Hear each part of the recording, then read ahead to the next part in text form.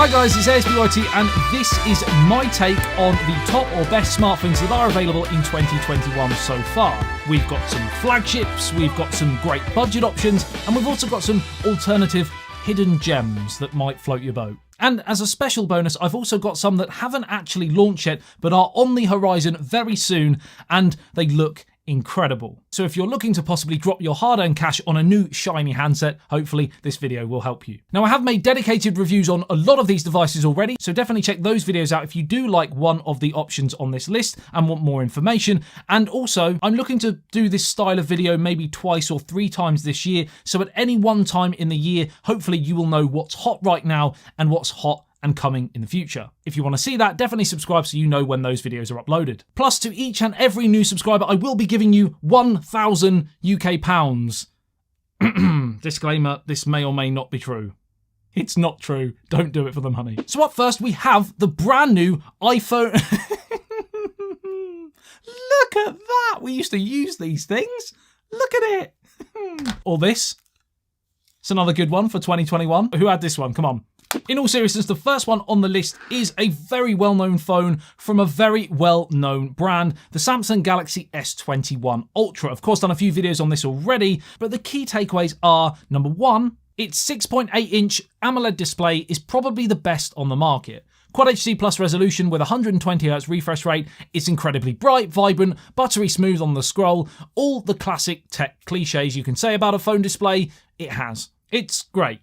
On top of that, you have a very, very solid 5000 mAh battery capacity. In terms of camera, you have 4 lenses to float your boat. The ultra-wide angle lens also doubles as a macro shooter, so you can get really up close and personal with the great outdoors, and the 2 optical and periscope zoom lenses at 3 times and 10 times respectively offer brilliant stability all the way up to 100 times zoom if you decide you would like the idea of being a budding astronomer. It's running on Android 11 with Samsung's latest One UI software with up to 16GB of RAM, 512GB of storage, and it has an IP68 water and dust resistant rating. Great stereo speakers, 8K video, and a really nice all-round premium build.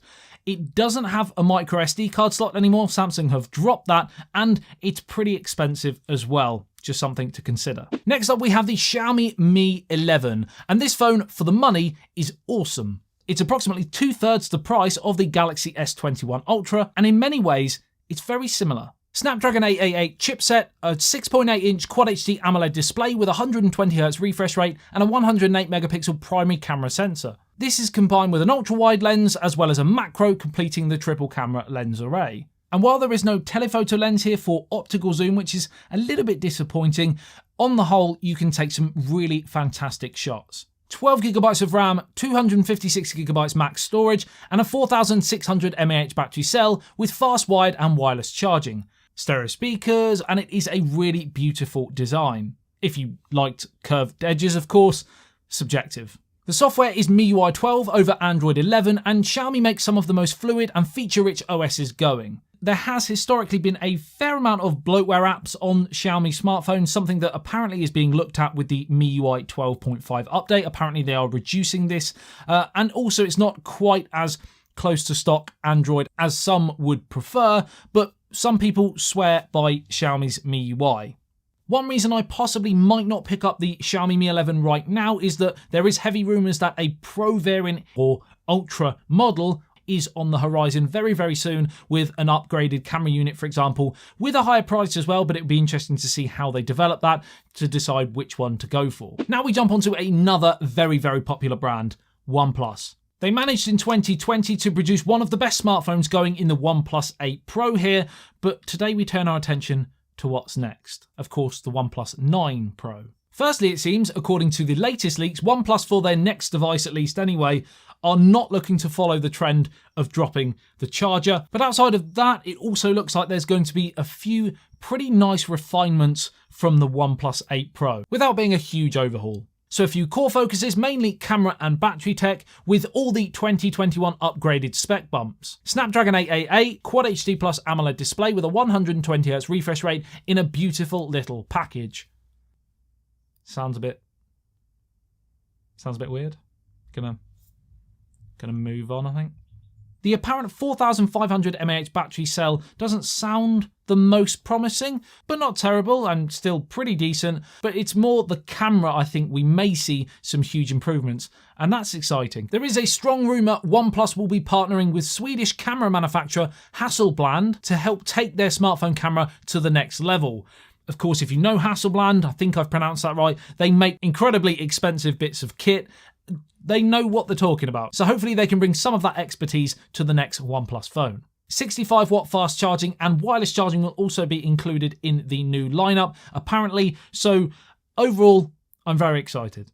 Very quickly, if you're enjoying this video so far, a sub would be awesome. Next up is a very interesting one, and it's split into two parts. One is the phone I have here, and second is what's next from the company as they look to address certain issues they may have had with this one. This phone is not the greatest in certain areas, but the one key area it focuses on really pushes the boundaries and gives us a glimpse into the future of smartphones. I am of course talking about the ZTE Axon 20 5G. Specs wise it's good but not great, with a Snapdragon 765G chipset and a 4220 mAh battery cell, with a 90Hz refresh rate Full HD OLED panel being again good, not great, and the rear camera, even though it offers great variety with its 4 lenses, it's not the most amazing.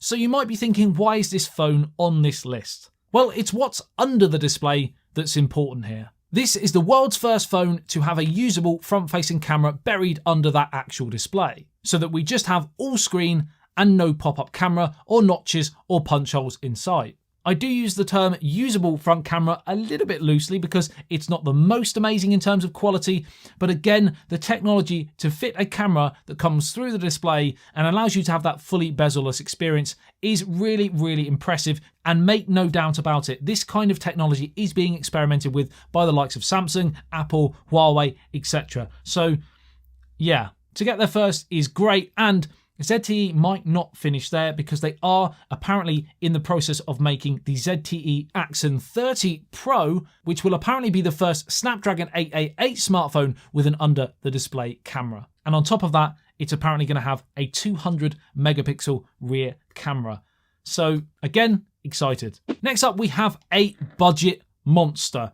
And this came out late last year, but still right now, I'm struggling to find one that's quite as good in this area of the sub £200 market. Possibly could have gone with the Xiaomi Mi 10T Lite or the Redmi Note 9 Pro or 9S or some of the Realme 7 series phones. They all have their merits, but I've gone with this one for this video. So what do we get for our £200? Well, for starters, there is a 5160 mAh battery cell, massive, a Qualcomm Snapdragon 732G chip, which is upper mid-tier in terms of performance, a 120Hz Full HD Plus LCD display, and a quad camera setup, which yes is not amazing, but it offers decent versatility to get creative. It's a great all-round package for the money and definitely worth a check out. Beep.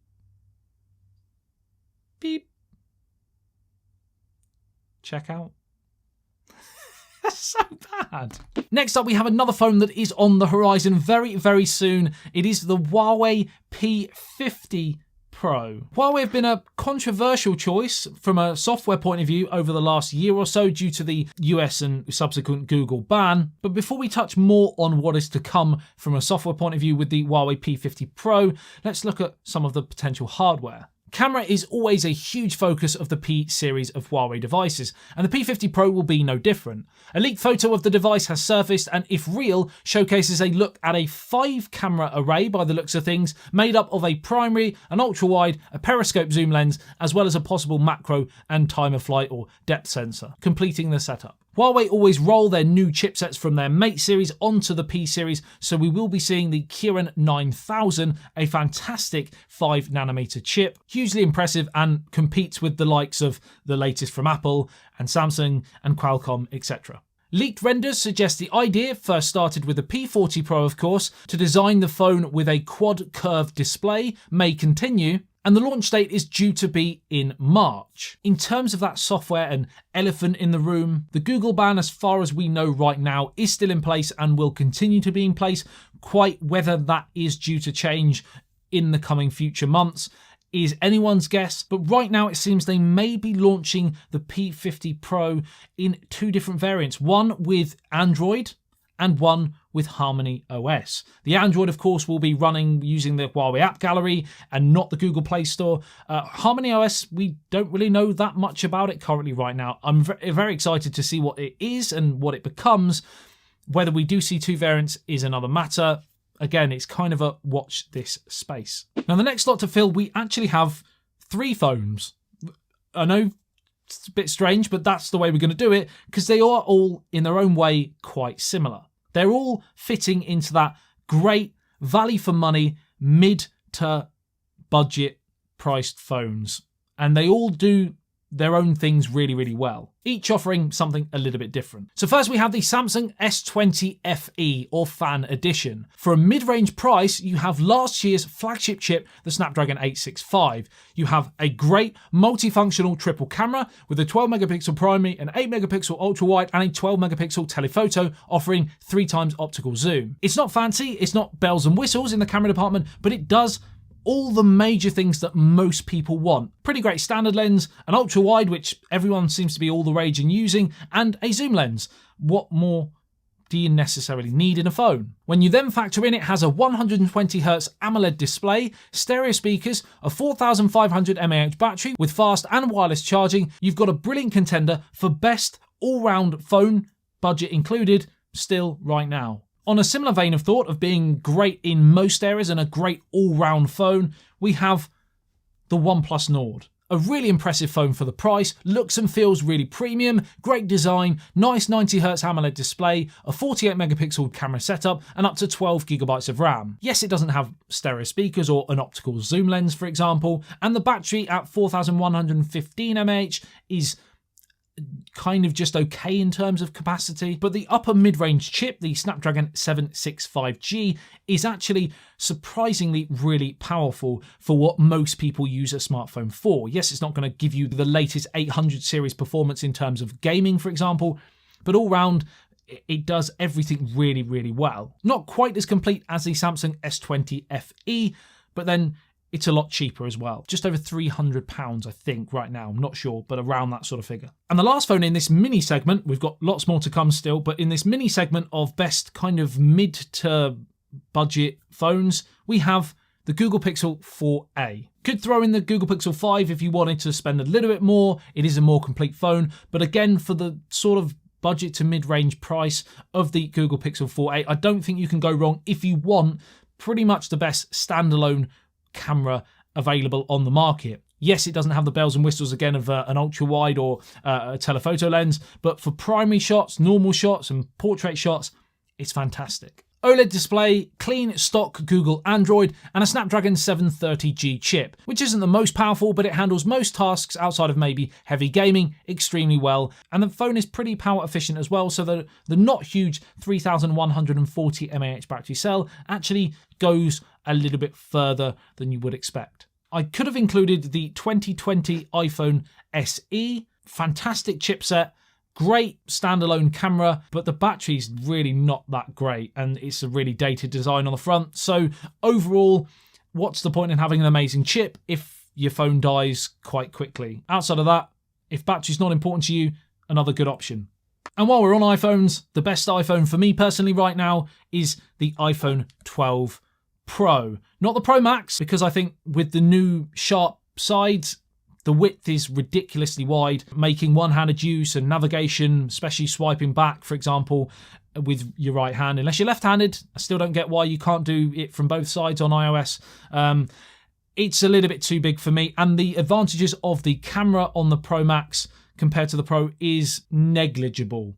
I don't think the extra money for the camera is really worth it. One thing it does outperform the Pro on is battery, of course, but if you want a great battery on an iPhone, I would just personally go with the iPhone 11 Pro Max, which actually has a better battery than the 12 Pro Max.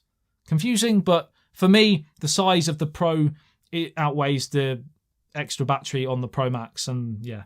Next up, we have another very exciting phone which is on the horizon, and it is the Oppo Find X3 Pro. The Find X2 Pro from last year is still one of my favourite smartphones around right now. A fantastic phone, decent camera, looks great, brilliant display, and the Oppo Find X3 Pro is looking to build on an already winning formula. Similar to the OnePlus 9 Pro, we expect a 2021 spec bump, Snapdragon 888, 6.7-inch, 120Hz Quad HD Plus display, and a main focus on camera with a rumoured 50-megapixel rear primary sensor and a possible 25 times zoom microscope lens.